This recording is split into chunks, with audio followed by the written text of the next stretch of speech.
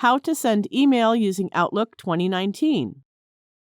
Go and click the icon of Outlook to open it.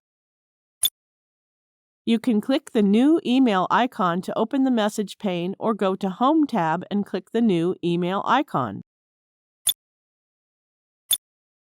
You can click From the menu button to open the drop-down list and select the email ID you wish to use to send your message. Enter the recipient into input box. You can add recipients in Carbon Copy or CC. You can also add blind Carbon Copy or BCC. To add BCC, go to Options and click the BCC icon.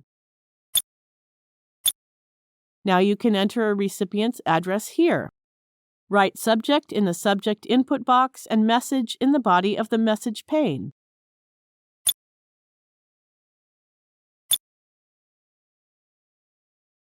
To customize your text, go to Format Text. You can use these word processing options and customize your text message. Now click the Send button. Now you know how to send email using Outlook 2019. Thank you for watching.